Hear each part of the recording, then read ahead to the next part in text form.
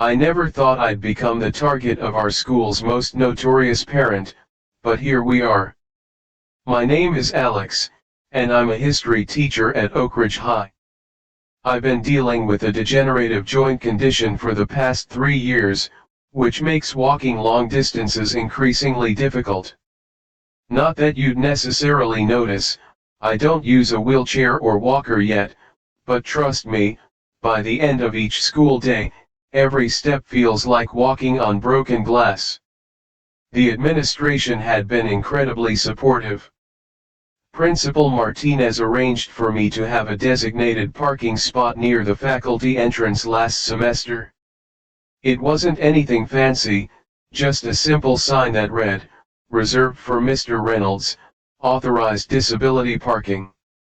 It made my daily routine manageable, and I was grateful for this small accommodation that made a world of difference. Enter Karen Thompson, better known around Oakridge High as board member Karen. She'd clawed her way onto the school board 6 months ago, and suddenly everything at school needed her approval. She was the type who volunteered for the board not to improve education but to wield power over others. Her signature blonde highlighted bob and perpetually pursed lips had become symbols of impending conflict for the staff. I first encountered Karen at a faculty meeting where she interrupted Principal Martinez 8 times to offer suggestions about the upcoming fundraiser. Each suggestion mysteriously centered around featuring her real estate company as a sponsor. I noticed how she seemed to position herself at the exact center of every conversation, every decision. Classic Karen behavior, but mostly harmless, or so I thought. The trouble began on a rainy Tuesday morning. I arrived at school to find a large SUV parked in my reserved spot. Annoying, but not the end of the world. I parked in a regular spot further away, popped some extra pain medication, and made it to my first class only 5 minutes late. When it happened again the next day, I decided to wait and see who was using my spot. Lo and behold, at 8:15 a.m., Karen Thompson emerged from the offending vehicle, designer handbag swinging as she marched toward the building. I approached her as professionally as possible. "Good morning, Mrs. Thompson. I notice you've been parking in the reserved faculty spot. That's actually designated for me due to my medical condition." She turned slowly, looking me up and down with narrowed eyes. "Well, you look perfectly healthy to me. I'm here for early morning board business, and this is the most convenient spot. For you, a free like is easy. But for me, it is the greatest support and encouragement. For this video, can you give me 1 like and 1 subscription? Thank you very much. I understand, but it's actually been officially designated. Do you have one of those blue placards?" I asked. "I don't see one hanging in your car," she interrupted. "No, I don't qualify for state disability parking yet, but the school has authorized." "Then it's not actually a legal disability spot, is it?" Her smile was cold. "It's just a courtesy sign that someone put up, and as a board member, I think my time is valuable enough to warrant parking close to the entrance. Don't you agree?" Before I could respond, she was already walking away, heels clicking on the pavement. "Take it up with administration if you have a problem," she called over her shoulder. And take it up I did. Principal Martinez was apologetic but cautious. "I'll speak with her, Alex, but you know how she is. She's been making budget cut threats since she joined the board. Let me handle this diplomatically." For a week, it seemed to work. My spot remained open, and I thought the matter was resolved. Then, I arrived one Monday morning to find my parking sign completely gone, not just fallen over, but removed entirely, with fresh dirt covering the spot where the post had been. And guess whose luxury SUV was parked exactly where my sign had stood? Of course, Karen's. What she didn't know was that I had installed a small security camera on my classroom window the previous year after some students' bicycles were vandalized. The camera had a clear view of my parking spot. I checked the footage from the weekend, and there she was, Karen Thompson in designer gardening gloves, digging up my parking sign at 7:30 on Sunday morning, loading it into her trunk, and driving away. I couldn't believe the pettiness, the sheer entitlement of removing school property because it inconvenienced her perfectly able-bodied self was astounding. But now I had evidence. I saved multiple copies of the video and went straight to Principal Martinez's office. His face fell as he watched the footage. "This is extremely concerning behavior, Alex, but I need you to understand the delicate position we're in. The school budget vote is next month, and Mrs. Thompson has been rallying support for significant cuts to our arts and special education programs. So she just gets away with it?"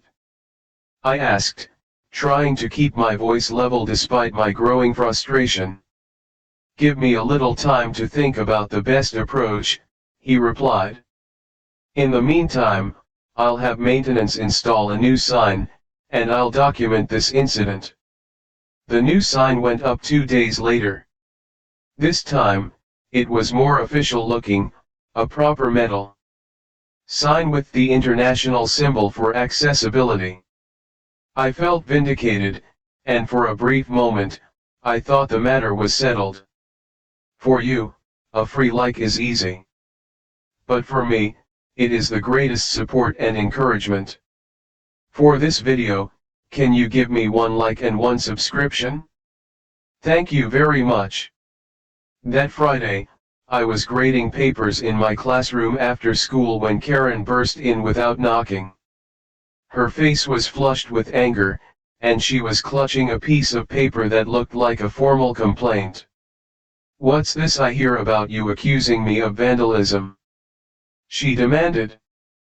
"Principal Martinez just informed me that you filed some ridiculous claim about me removing a parking sign. How dare you make up such blatant lies?" I remained seated, forcing her to stand over my desk like a student being reprimanded. "I didn't make anything up, Mrs. Thompson. I have video evidence of you removing the sign on Sunday morning. Would you like to see it?" Her expression flickered for just a moment before hardening again. "Video? That's absurd. You're clearly desperate for attention. And anyway, that sign was unauthorized. As a board member, I have every right to remove improper signage from school property." "Actually, you don't," I replied calmly. "That would be the jurisdiction of facilities management, not individual board members.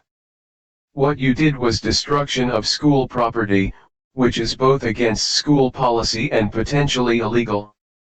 Are you threatening me?" Her voice rose in octave. "Not at all. Just stating facts. Now, if you'll excuse me, I have papers to grade."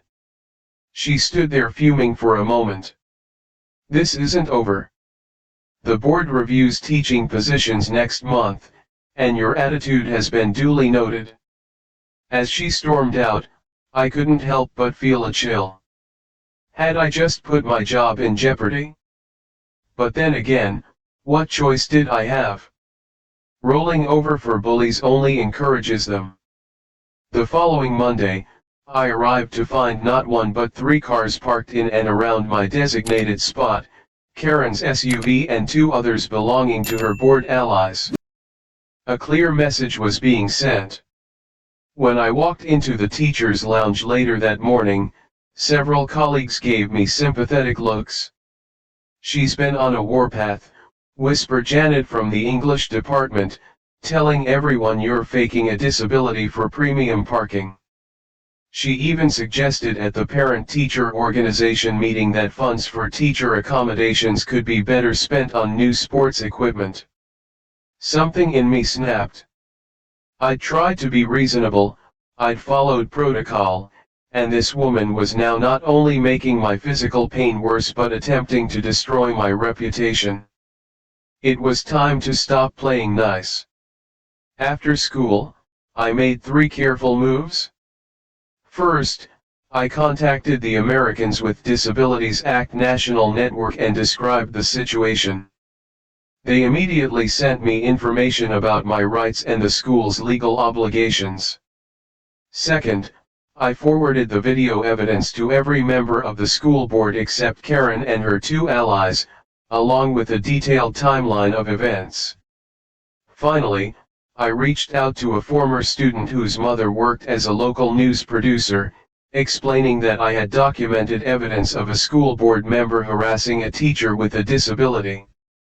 Within 48 hours, the situation exploded.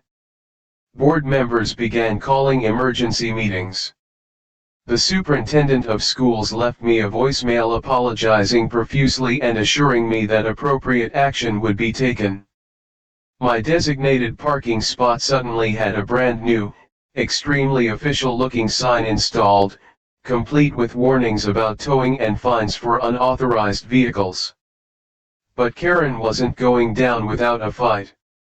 She showed up at my classroom during lunch period the next day, this time with a forced smile that didn't reach her eyes. "I think we've gotten off on the wrong foot," she said sweetly. "I had no idea your condition was legitimate. Perhaps we could come to an understanding? I'm sure you don't want all this negative attention any more than I do. What kind of understanding did you have in mind?" I asked, genuinely curious about her attempt at damage control.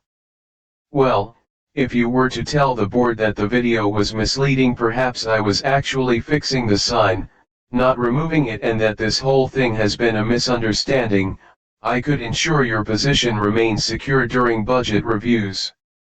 I have considerable influence, you know." I couldn't believe she was actually attempting to bribe me with my own job security. "Are you suggesting I lie about what happened in exchange for you not targeting my position? Because that sounds an awful lot like blackmail, Mrs. Thompson." Her fake smile vanished. "Don't be dramatic. I'm offering you a professional courtesy.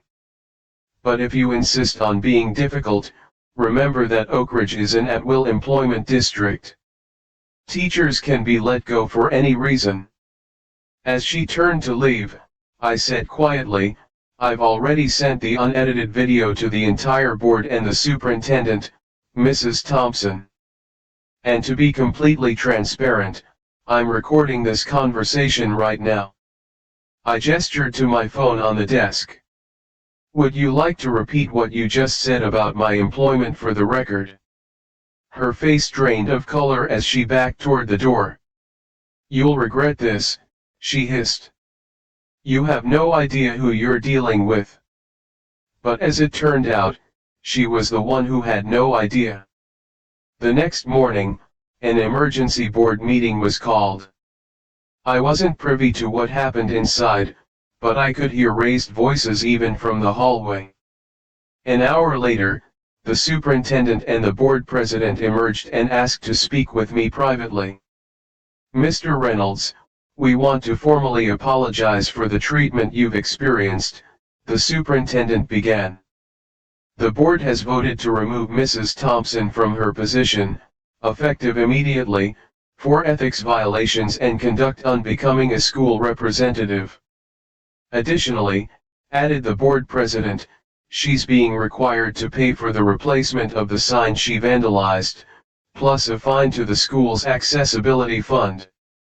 The total comes to just over $3,000.